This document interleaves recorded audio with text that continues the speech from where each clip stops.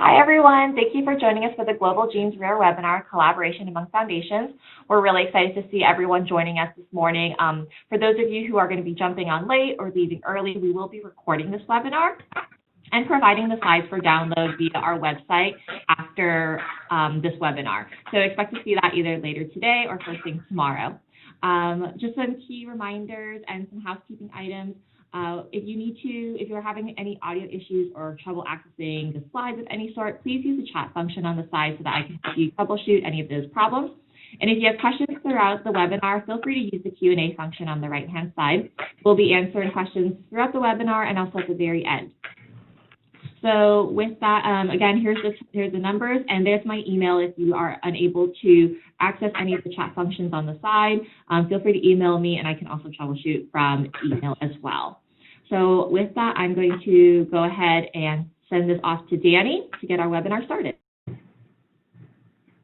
Thanks, Ashley. I want to welcome all of you to this Global Genes webinar on collaborations among foundations. I'm Daniel Levine, editor of Global Genes Rare Daily and host of the Rarecast podcast. It's my pleasure to be moderating today's panel. Today we're going to discuss collaborations among foundations. We've got a great pair of panelists, both who have been actively involved in a variety of foundation-to-foundation collaborations. Our panelists today are Carrie Rosbeck, President and Chief Executive Officer of the Tuberous Sclerosis Alliance, and Kelly Ranallo, founder and president of the Turner Syndrome Global Alliance and founder of RareCareC.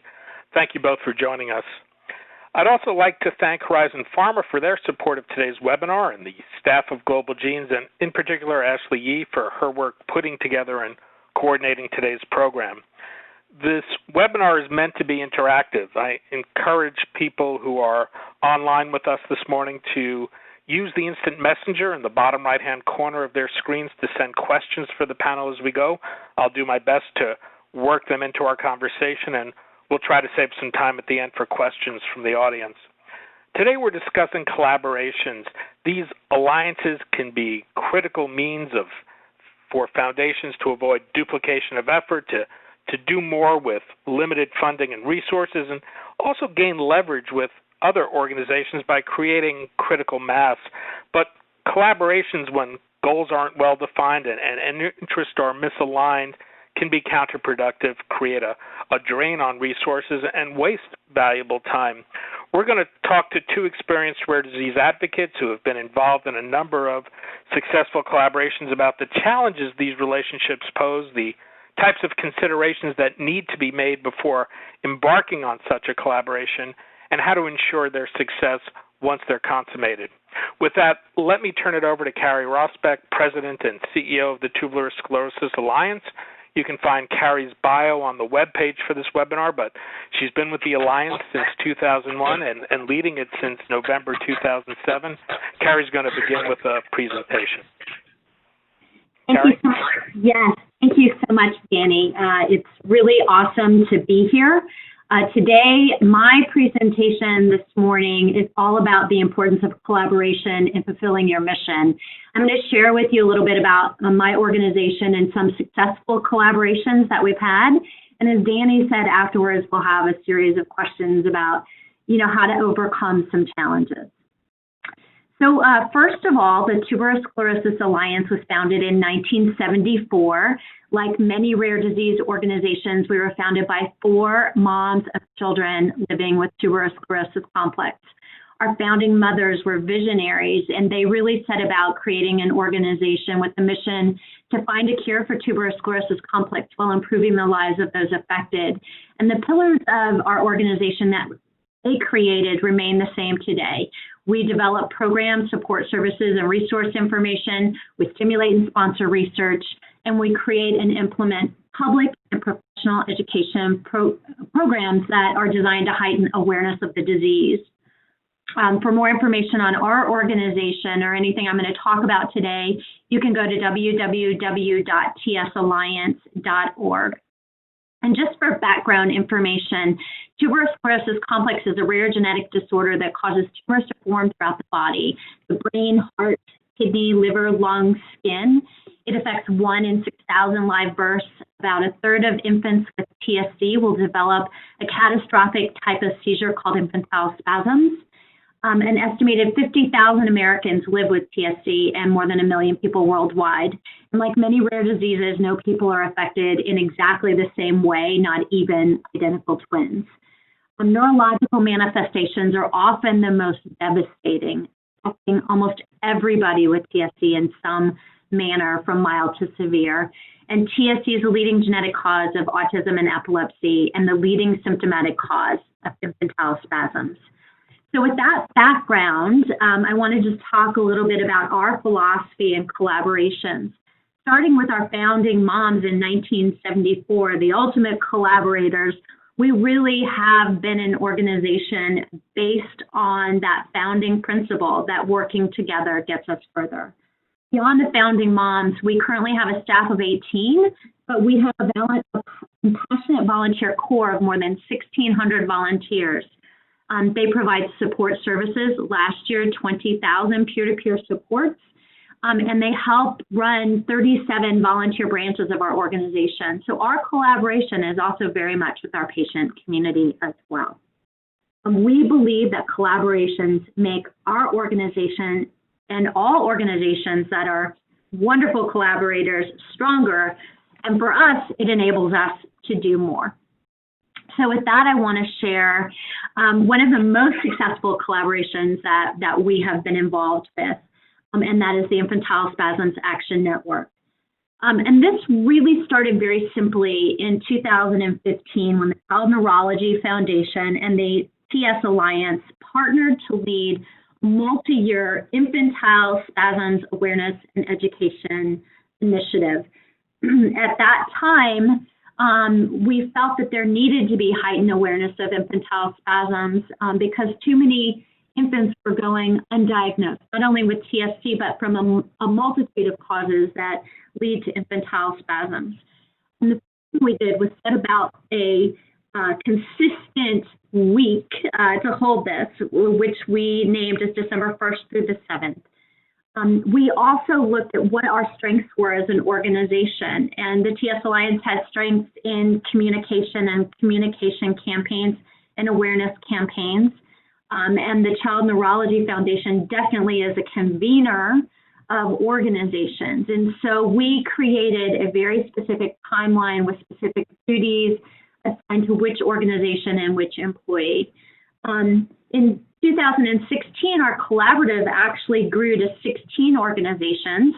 As the convener, the Child Neurology Foundation pulled together 2 meetings that really helped build on the collaborative after the very strong foundation that 2 of our organizations built so that we could begin to add other organizations.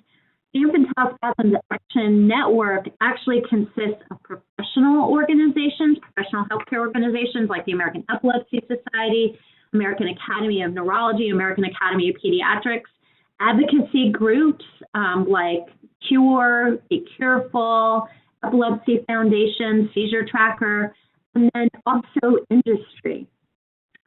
Because we all have the singular goal of improving the lives of infants that begin their life with infantile spasms. In 2017, our collaborative actually grew to 26 different organizations, which is pretty amazing. Through our awareness campaign, we reached more than 195 million people collaboratively. And on the left of this slide, you'll see a mnemonic that together we launched called Stop Infantile Spasms. So if you think of the FAST mnemonic for strokes, this is really what people should do if they think that their infant is having an infantile spasm.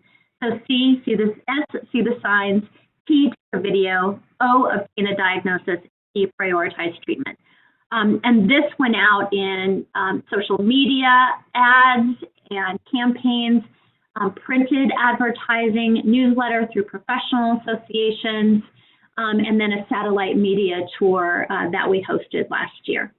So this is one example of a very successful collaborative, and I might add Global Genes is also a member of the Infantile Spasms Action Network.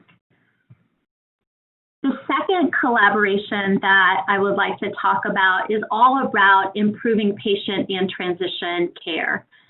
We have a very formalized agreement with the ARC. We were the first national nonprofit associate member of the ARC.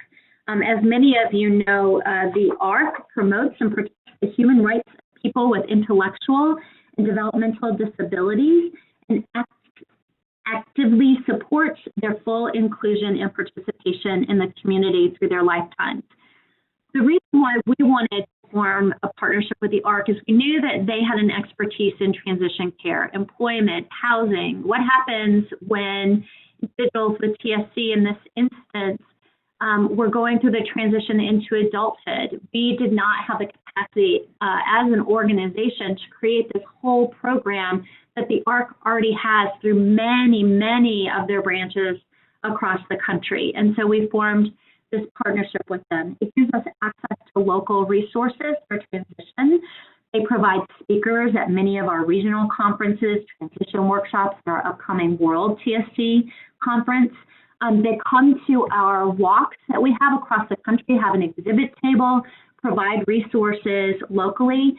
Very importantly, over the last 2 years, we've been a partner on public policy, and many of you know that there have been some public policies that have come under threat, and so our partnership with the ARC has just been tremendous. We also have a wonderful partnership with the Child Neurology Foundation, and for those of you who don't know the Child Neurology Foundation, they connect partners from all areas of child neurology, so those navigating the journey of disease diagnosis, management, and care have ongoing support for those dedicated to treatment and cures. If you are not already partnering with the Child Neurology Foundation, I really would encourage you to check them out at childneurologyfoundation.org. They have several programmatic priorities that may fit into your advocacy efforts. And they've just been really a tremendous partner. 50% of all rare diseases have a neurological component, and so they've been an awesome partner. Some of the things that we have partnered on is transition tools. So the Child Neurology Foundation created an incredible toolkit for transition. We have helped promote that to our community because it really benefits our patient population in things to consider as their children are transitioning into adulthood. We actually also helped review a publication that really set guidelines around transition in neurology that the Child Neurology Foundation put together. They are going to be presenters at our World TSC conference on transition and their transition tools. We have provided an advocate to sit on their transition project advisory committee. We have partnered in the review of their respite care notebook, which is an amazing resource for families. We are currently participating in their collaborative peer support work group. Stay tuned for that because that is going to have some amazing results. And of course, as they get calls into the Child Neurology Foundation from families that are living with tuberous sclerosis complex, they refer them to our organization. It has really been a beautiful working relationship, and I'm so proud of the work that we've been able to do together. And then I also want to talk about an amazing partnership that we've had with the Lamb Foundation. One of the manifestations of tuberous sclerosis complex is lymphangioliomyomatosis, otherwise known as LAM. LAM can also happen sporadically. So the Lamb Foundation and the TS Alliance work collaboratively on many different projects. But in the last 2 years, we've really stepped it up a notch. Together, we have hosted 5 regional conferences. So bringing our patient populations together has been quite amazing and very impactful, both for parents of dependent young adults who can learn from women living with LAM. We've also together hosted an externally led patient-focused drug development meeting, which took place last June. And in preparation for that externally led patient-focused drug development meeting, we actually conducted a survey in English, Spanish, and French with 1,309 individuals providing feedback from 57 countries. So the reach, as you can imagine, by working together on that was tremendous. At the patient-focused drug development meeting, which was held right before a joint research conference, we had 98 attendees in person and many, many more than that attending virtually. It was live webcast and available on YouTube afterward. And as a result of this partnership, the Voice of the Patient report was submitted to the FDA as a guideline for future development of new treatments in TSC and LAM. So we're quite proud of that. As I mentioned, we also co-hosted a research conference in 2017.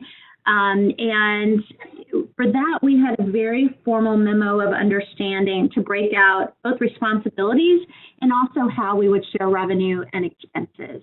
And had very consistent calls through the planning from a year before the conference up until the day of the conference. So this was a hugely successful partnership, and we continue to find ways to work together.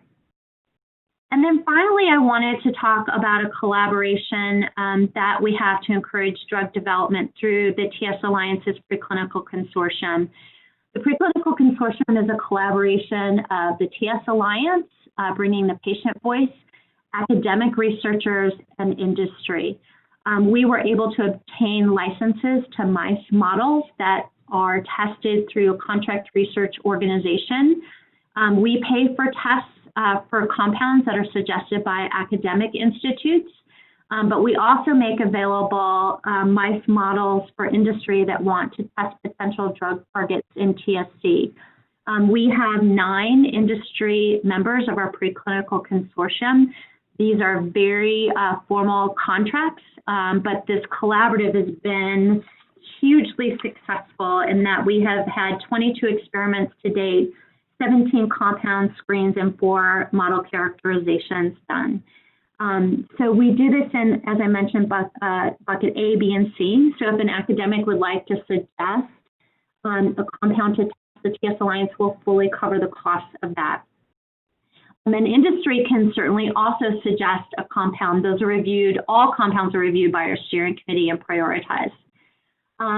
If the industry partner or an academic partner would like to test a compound and keep it confidential while they secure IP rights, then that's tested through a bucket B, where the TS Alliance will pay for half of the screen, and the academic or industry partner would pay for the other half. And then bucket C is confidential. We run the tests fully paid by industry and keep the results confidential. So those are just some examples of how we have worked collaboratively with other advocacy organizations, with academia, and with industry. And I will turn it back to you, Danny.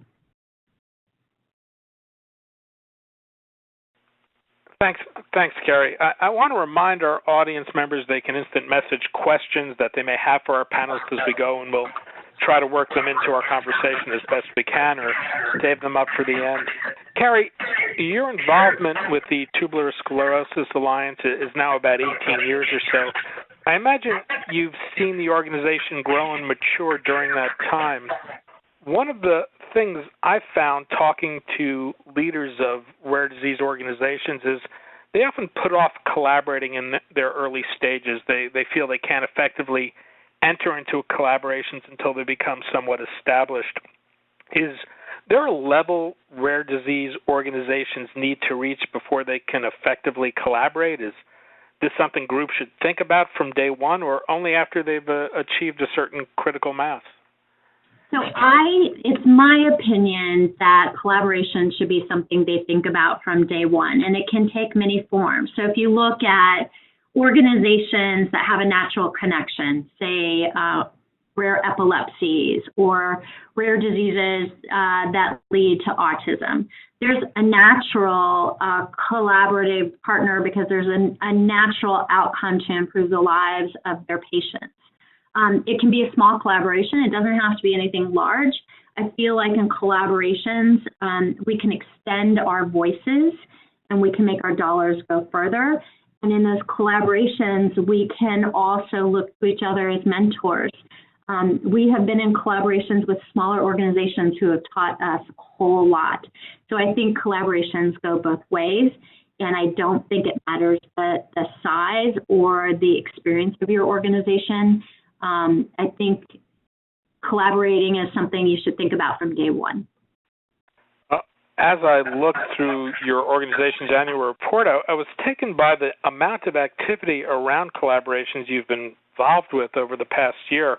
We're going to take a deeper dive into some of the issues around this after Kelly presents, but I want to ask you about the challenge of managing multiple collaborations.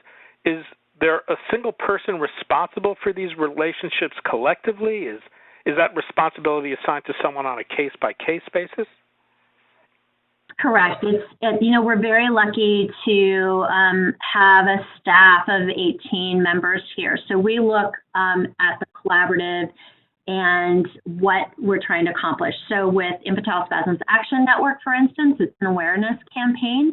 So our Vice President of Communication Strategy is the lead on that collaboration.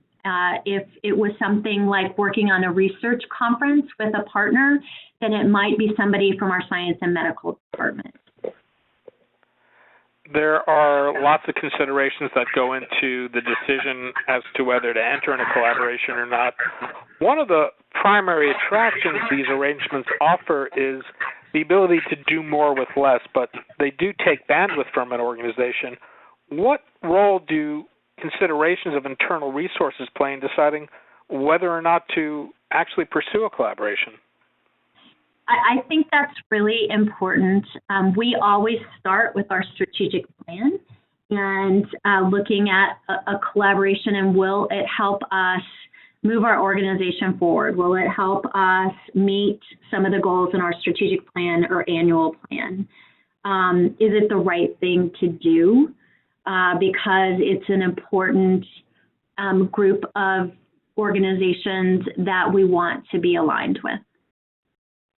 I want to remind our audience once again that they can instant message questions they may have for our panelists. With that, let's turn to Kelly Ranallo, founder and president of the Turner Syndrome Global Alliance and founder of Rare KC. She became involved in the rare disease world when her daughter was diagnosed with Turner Syndrome in 2006. A fuller bio can be found on the Global Genes webinar page. Kelly is now going to offer some thoughts from her experiences with collaborations. Kelly? Is Kelly there? There you go. Thanks. Thanks, Danny. And thanks, Carrie, too. I mean, I think you bring to the perspective, Carrie, of an organization that has been around for a long time and shown the great value of how that collaboration and how that work can actually advance even a rare disease organization that is even less common than the Turner Syndrome Global Alliance. My hope is over the next 15 minutes is to kind of give you a little bit of overview, again, the background of the Turner Syndrome Global Alliance. And we are a relatively young organization. I think many organizations in the rare disease community, one of the challenges that sometimes evolve is you have a long-standing maybe parent organization, which our sister organization is the Turner Syndrome Society of the United States. And yet there was a need that did not fit under their strategic plan. And so we formed yet a separate organization. A lot of times in the rare disease community, that separation or that idea that there might be two organizations in the same space can actually be destructive to the community in the rare disease community. It can cause confusion. It can cause some challenges over funding. And so we have had the opportunity to really think about that collaboration from the very get-go of forming the TSGA. We knew going in that we wanted to be a collaborative partner of our sister organization and not one that was actually fighting for resources or overlapping some of the challenges that happen with it. So I have a little bit different perspective to share, but hopefully it'll be beneficial as well. So I think it's important to understand most rare diseases, we all have a story, and every story has a beginning. As Carrie said, even with the TS Alliance, it was really founded by 4 moms. In a lot of rare disease organizations, that's where it starts. A group of parents or maybe even patient advocates that get together that say, hey, we want to do something different. We want to create something. And it's hard. Any of us that have started non-for-profit organizations, whether you're 2 years old or you're 20 years old, understand the challenges that come sometimes, especially in the rare disease space, with regards to advocating, getting effective funding, making sure that you have the bandwidth, hiring the right people as you grow as an organization. So for us, again, this was a personal story for our family. My daughter, who is on the right in this photo, Allie, was actually diagnosed with Turner syndrome not until the age of 8.5. So we spent that 8 years in that diagnostic odyssey. But our daughter in the middle, Katie, she also was diagnosed or misdiagnosed with a rare disease, and we lost her at the age of 5 months. And I tell you that because I think it's important as we move forward of understanding why our collaboration has built even outside of just Turner syndrome. So again, to give you just a little bit of background about what Turner syndrome is, it's a chromosomal disorder characterized by a complete or partial absence of the second sex chromosome. Therefore, it only affects females. TS affects about 1 in 2,000 females, so we're actually one of the more common rare diseases. So there are like 80,000 women, girls, babies with TS here in the United States.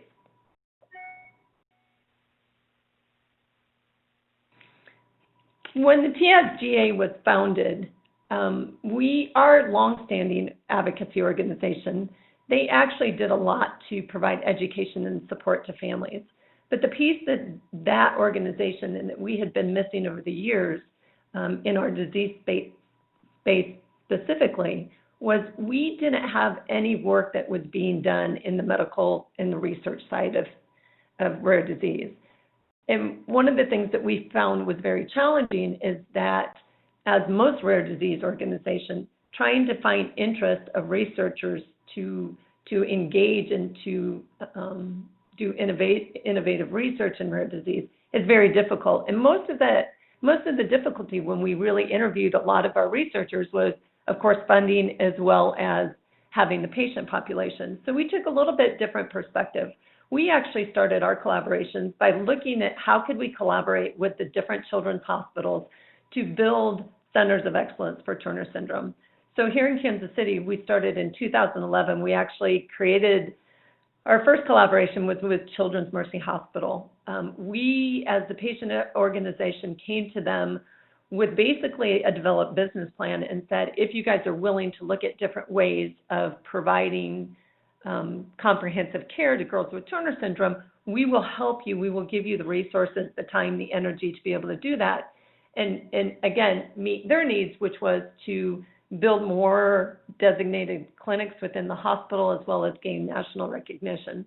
So then after we built the collaboration at Children's Mercy, we are now moving forward in 2018 to build an adult model with the University of Kansas Medical Center. So the background of our organization was a little bit different on where we started our collaboration.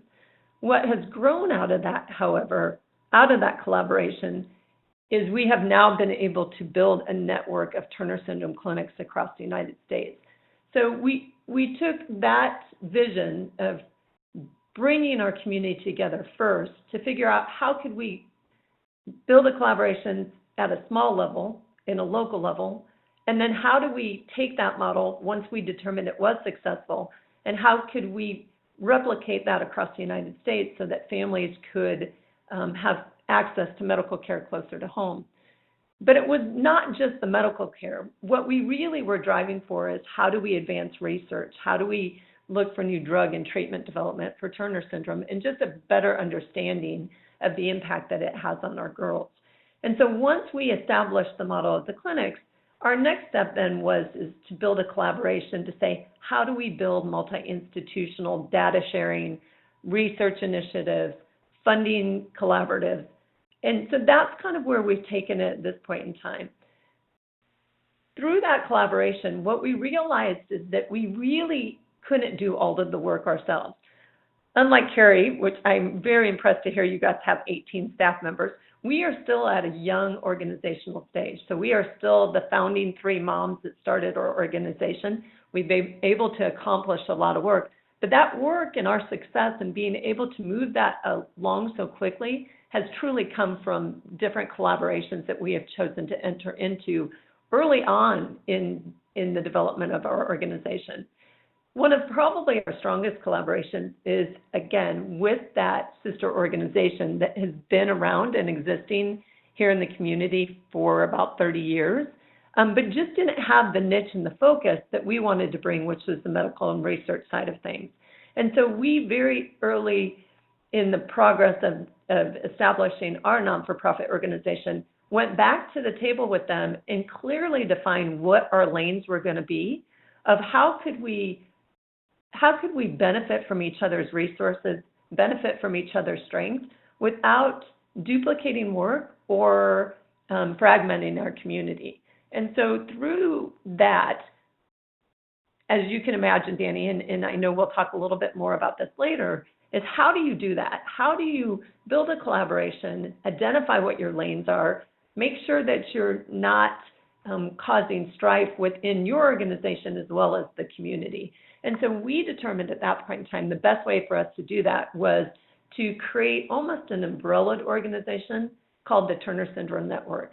And this is truly a collaboration between not only our advocacy organizations, but this is where we have pulled in both the clinicians, the scientists, and the advocates, all to come together to say, what are our strategic initiatives that are common, and how do we go with that? And out of that, we've had the ability to, again, we've held now 3 international symposiums.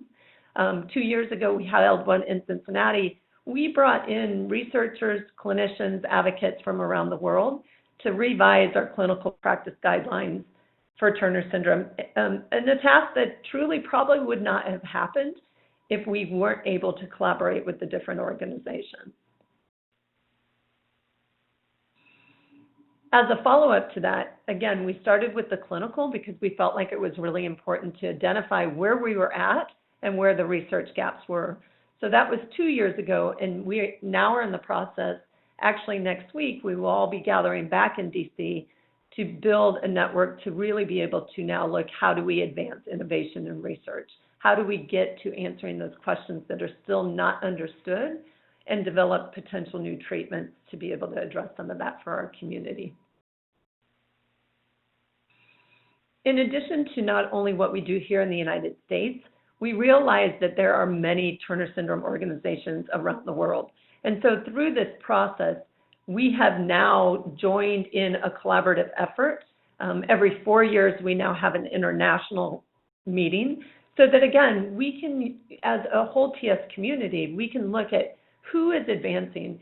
There are advantages to drug development and research over in Europe and some of the European countries, just because of how their healthcare is and how they have parameters to be able to do that. I'm going to move quickly on so that we keep on time. We were able to build this great collaboration in Turner syndrome, but there were still limitations with that, especially when we went to build things locally, or we've been looking for funding resources or building things to try to make it sustainable. In addition to the fact what I shared at the beginning, which was my daughter, our second daughter, also had a rare disease. So we've created this great resource for Turner syndrome, but what about all the other families that don't have advocacy organizations or don't have resources? So about 3 years ago, in partnership and collaboration with Global Genes, we started having a discussion here in Kansas City of how can we really change rare disease in Kansas City for not only girls and families with Turner syndrome, because we demonstrated that our model was successful, but how can we do it for other rare diseases? And what we know here in Kansas City, as pictured here when 800,000 of us gathered after we finally won the World Series in 2015, is that the power in numbers and voice does make a difference. We knew that we could advance some of the barriers that we shared, even with Turner syndrome, if we could engage our entire Kansas City community to address some of the deficits and the unique and unmet needs of the rare disease community. I always say when we talk about this collaborative effort, that 80% of our challenges, whether that's finding access to physicians, whether that's getting access to diagnostics, insurance coverage, whatever that might be, that 80% of the challenges in the whole rare disease community are common. And that 20% are disease specific, right? That 20% really allows those organizations, those younger organizations, to focus on that, where we could come together to address that 80% that challenge that we are all faced with. So our mission here for Rare KC was to transform the understanding, diagnosis, and treatment for rare diseases in Kansas City. Again, that collaboration wasn't just internal, and it was different. It has been challenging and beneficial, both sides, because now we're collaborating outside of just our disease state. So finding those common interests, finding the resources, how are we going to do all of that, has presented us with different challenges, but there's also been some huge benefits with that as well. What we do know goes back to the old African proverb. If you want to go fast, go alone, but if you want to get far, you have to go there together. And I hope over the next 30 minutes, Danny, I'll be able to answer questions or be able to give a little bit more guidance about some of the challenges on both doing a disease-specific collaborations as well as now our venture here in Kansas City around doing more of a rare disease collaborative. What I think is important for people to remember is it really can start with the passion of one. I think a lot of people in the rare disease community say, what can I do as a single parent? What can I do? I want to make a difference. I want to make a change. I want to start something. It can start with one, whether that's one mom or one parent or one patient, or maybe even it's a clinician or researcher. But I think over the next half hour, we'll really talk about if you take that one and you strategically think about how you can partner with other people that have already spent the time and resources developing tools that will help you be successful, you will find that in the end you'll be much more successful with achieving those goals. So, and a huge thanks obviously to Global Genes. They've been a big part both of our Turner syndrome community and specifically our Rare KC community. If you'd like to find more information about the Rare KC portion of it, please feel free to visit at www.rarekc.org. Well, thanks, Kelly. I want to remind our listeners again that you can instant message questions as we go. I do have a number of questions from the audience that are building up, and we're going to get to those as soon as possible. But, Kelly, you mentioned the Turner Syndrome Global Alliance and Rare KC, and that most of the issues that rare disease patients face, they share in common. But do you find it's easier to collaborate with groups focused on the same or similar disorders, or across the rare disease spectrum more broadly? So, Danny, I think that that's a really great question. I think it's easier to focus on disease specific because, as Carrie pointed out in her discussion, you already have similar goals, right? If you look at both of your strategic plans, the crossover of the goals and the long-term initiatives that you have, they already cross over quite a bit.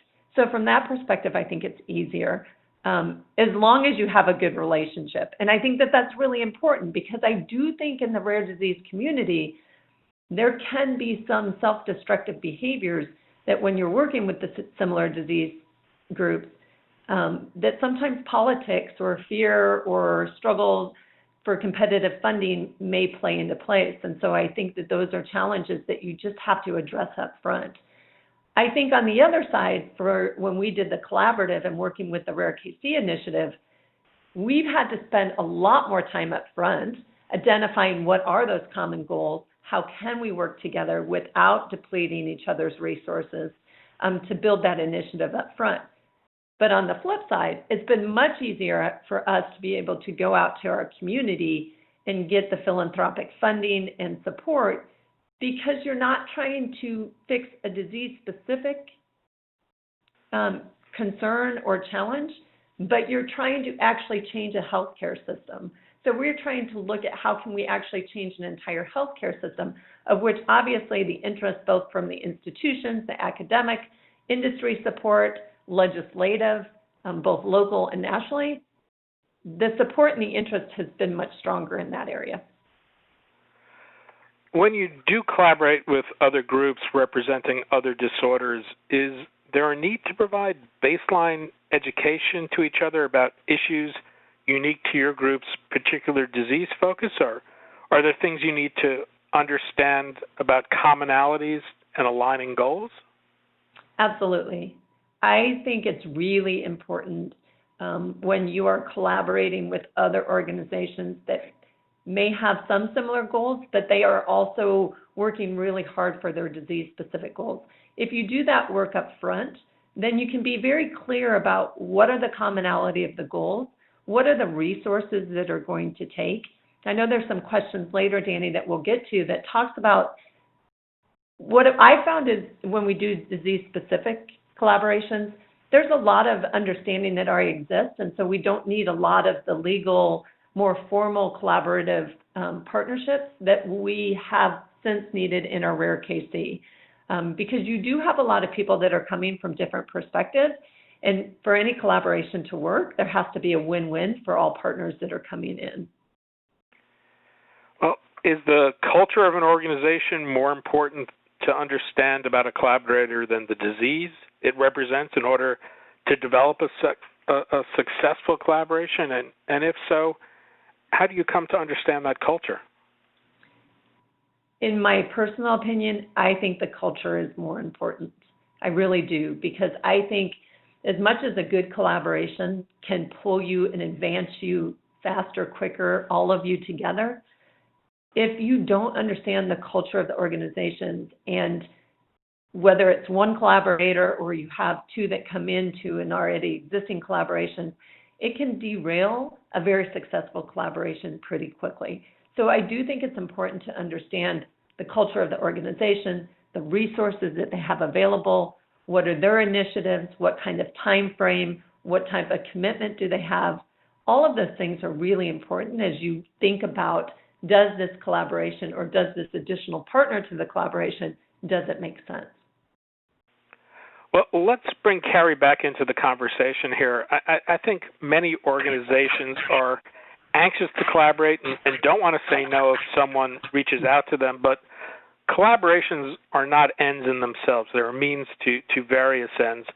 What are some of the tough questions organizations should ask themselves before entering into a collaboration? Carrie, maybe you can start. Sure, I'd be happy to. I think you have to go back to your mission and strategic goals. I think you need to think about how this will ultimately help your patient community. Will it add value?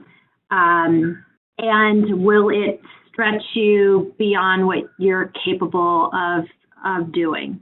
So I think, those are all key considerations of things we look at. And how formal a process do either of you go through in working through that questions to determine whether a collaboration is worth pursuing? So, Danny, I think that's a really great question. In our Turner syndrome collaboration, I don't want to say it's informal, but because we're such a young organization, we do have a board, so every time that we make that decision or we talk about it, we bring it back to our board. Again, as a sounding board to make sure that it makes sense. As Carrie says, goes back to our strategic planning and initiative. But again, as a young organization, sometimes that's not as clearly defined as when you're a little bit more established. So you're still, again, meandering a little bit on that pathway. But on the collaboration on the rare KC side, where we are talking about legal requirements, more formal documentation of consortium, then that one's that takes a little bit more time, a little bit more structure to think about, because you're not only talking about how can you advance your organization, but you also have to think about how do you protect your organization. Because now, not only actions of these collaborators, if they're good, it's great, but if for some reason it goes bad, you need to make sure that you're protecting your existing organization as well. Well, to that extent, how formal do you document an agreement when you enter into a collaboration in general? Is it important to have clear delineation and understanding of who's going to be responsible for what? I can take that, Kelly, if you want, just from our experience, and then jump in, please. Absolutely. I think the clearer that you can make that, the easier the collaboration will be. And we've had that in lots of different ways. We've had a formal contracts, we've had memo of understanding, we've had timeline with projects and assignments, but I think that helps avoid unnecessary conflict or disagreements if it's outlined as clearly as possible. And Kelly, I'm not sure what your experience has been, but would love to hear.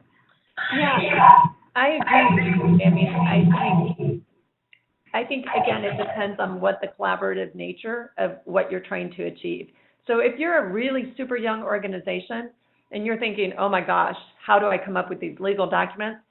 I think there's collaboration, as you pointed out, Carrie, early on. You can start thinking that early, and it can really be just, hey, can we work together? Without any formal written, you just have to have enough trust and understanding, and as you pointed out, have the bandwidth to make sure it doesn't deplete your resources. So I think you can start there. And we certainly started there with our Turner Syndrome group. We said, hey, we're going to agree. Here's just our basic. We had phone conversations. As we've grown and more people have now wanted to enter that, actually just month, we've now had to put together, we're not to the point where we need legal documents, but we have drafted what we call like our principal guidelines and rules of engagement, so that people that now join us, they clearly understand how we function, how we work, what the expectations are. On the Rare KC side, however, we're already talking about building shared databases and doing registry data.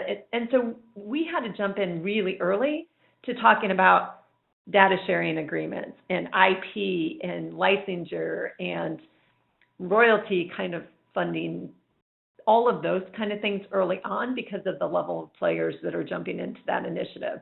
So in that role, we had to make it a little bit more formal. And if I could just... you did have... Sorry. I'm sorry, go ahead, Karen. Yeah, if I could just jump in, because earlier you asked about a process for deciding on collaborations. And with us, I think if there's, if you're going into a collaboration, say, to plan a conference, and there's a monetary value, we always go through a decision-making process versus a staff, and then we take that to our board of directors. And beyond that, we really build in collaborations into our strategic plan. We feel it's that important to what we do. Sorry, I just wanted to add that. Well, just to build on that, how do you address issues like cost sharing and resource allocation? And when it comes up, does it ever lead to a conclusion that a collaboration you thought was worth pursuing suddenly seems disadvantageous? I can talk to the MOUs that we've had where we've been really specific if it's for a particular project or activity where there's shared expenses or shared revenue. It's very clearly laid out in the memorandum of understanding. And to date, that's not dissuaded us from a collaborative because we've got really far before we've even got to a point of a memorandum of understanding. And I would add to that as well. I mean, when we ever go into any kind of collaborative where there are funds that are involved, because again, that is always, you know, it's a big struggle, especially if you're a young organization. We're very clear as well up front on what is the risk, and what are we bringing to the table. Sometimes, and then control the cost underneath that. We also work on collaborations that there are times we partner together to reach out into the community to get additional funding to support. And again, what we found is most of the national funding organizations like PCORI and the NIH, they actually prefer to see collaborative strategic initiatives, symposiums, conferences. And so it's actually been really positive for us to be able to demonstrate to get that level of additional funding. I agree. I want to take a couple of questions here from the audience. One and I apologize in advance if I've misunderstood this, but they're asking about what your written partnerships look like. I assume this speaks to the types of agreements you draft, but is there a general template that you just plug in specifics, or are these things that you do on a customized basis for each agreement? I'm happy to take that, Kelly, and then you can jump in. On the memorandum of understanding that we've had two that we've done for international research conferences. We started with a template type of document, and then each organization, makes specific tailored edits to that. That's how we've done it. It's been a collaborative process to do the memo of understanding.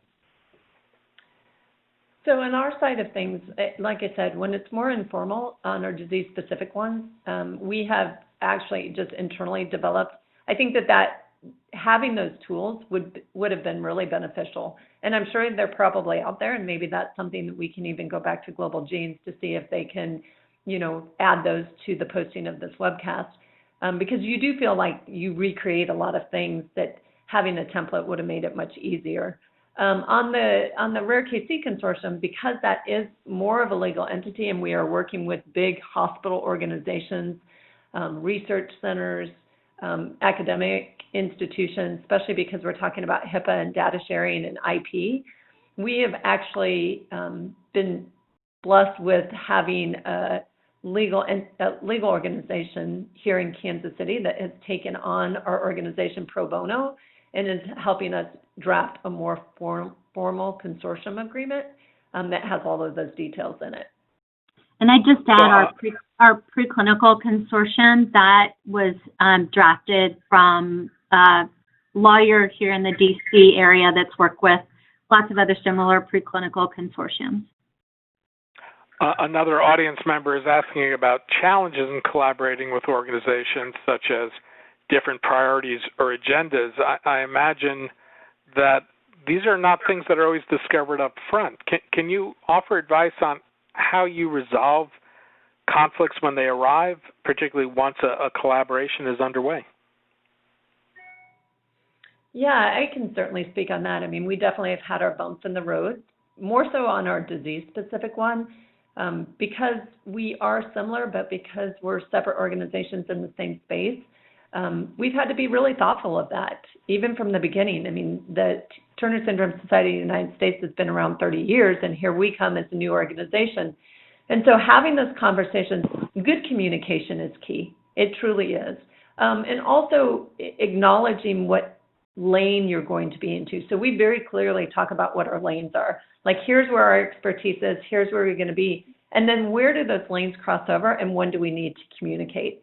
We don't work together on every single project, and I think that's important too, because sometimes when you build into collaboration, especially for disease specific, it's common for them to want for the whole organization to be crossed over, and that really, at least in our experience, was slowing us down.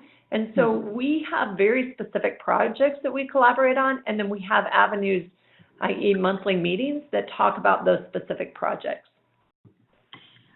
And I just add on what Kelly said. I think open, honest, regular communication is really key, because as much as you can anticipate that there will be things you don't always agree on, the clearer the communication, the better. I also think that when you go into a collaboration, there's give and take, and you have to be prepared for that. And then always come at it, if there are conflicts, assuming the best of intentions from your partner. I agree. And in that regard, how important is having a single point of contact at each organization for collaboration? I would speak to that, and here's what I say, Danny. I think it is important to have a designated contact. In all of our collaborations, however, we have at least two. And the reason why we engage two people from each organization in it, one is so that sometimes we all have our own perspective, and so what we hear, it's always better to have one other person that comes into some of these discussions. And the other thing too is in the rare disease and non-for-profit space, it's not uncommon for people to leave organizations. And if you're in the middle of a collaboration and you only have a single contact person, and for whatever reason their life happens and they're no longer there, then all of that work, time, and energy that you've put into it either goes away or all of a sudden it gets put on hold because the new person has to come in and you have to backtrack all of that education and get them up to speed on it. So when it's possible, especially when we have big discussions early on, we always actually ask that there's 2 people from each organization to be part of it. I think that's a great idea, Kelly. We usually have a main point of contact, but a backup or secondary, like you've said, for all of them. One of our participants this morning is asking about addressing research gaps, and particularly how do you entice scientists and industry to get involved in collaborations with you? Is it a matter of making research grants available, or are there other things you found successful in attracting industry or academic collaborators? Carrie, I think you probably would be able to speak about that as far as drug development. I can say one collaboration that we have engaged in over the years, which was actually kind of driven by industry. So in Turner syndrome, growth hormone is our only treatment right now for Turner syndrome. And the industry partners were really struggled with funding different projects here, and this organization's here, and this is doing there. And so they actually asked us to come together as a collaborative growth failure community partner and to build a collaboration called the International Coalition of Organizations Supporting Endocrine Patients. I did not come up with the name because it's super long. But what it did, though, is it brought the Magic Foundation, it brought any of the disorders that had growth issues related to the disease state. It allowed us to come together so that then they could fund projects that would benefit us all. Yeah, and I think with industry, with us, we created some tools and made those available to industry that they may not easily have otherwise. So with PSC, the preclinical consortium, because we were able to license mice models, they don't have to go set up a whole research lab or negotiate contracts around IP with universities. They can test in the mouse models for which we have licenses. We just made it very easy. We made it easy and attractive to do research in tuberous sclerosis complex. One of our participants this morning is involved in a ultra-rare organization outside the United States, but would like to see a U.S. sister organization established and would like to have a hand in that if possible. Any thoughts on how they could do that? Do they want a formal agreement or a loose? Well, I think they'd like to collaborate with someone, but there's not an entity that exists in the U.S. and would like to start by helping create that if possible. Any thoughts on how they could reach out to do that? So I think it's hard for young organizations to get started. I think there's a lot of people that want to do things and want to engage, but it can be really overwhelming to try to think you're starting something new from the ground up if you don't have the background and the experience, because most of us that are parents or patients, we're just trying to make it through our lives. So I would suggest that person through probably Facebook, or again, contact Global Genes. They have a great network of families and patients that are connected with them. They may already know somebody here in the United States that don't have a formal organization, but are really strong advocates, maybe looking for that partnership and collaboration. It's much easier to do it when there's one or two other people doing it with you than to try to do it on your own. So either through social media, try to connect with maybe somebody that's on social media a lot that you see, or again, reach out to Global Genes. They're really great about networking and connecting you with people. We have time for one final question for each of you. As a parting thought, Carrie, what critical piece of advice would you give foundations for how to ensure the success of a collaboration?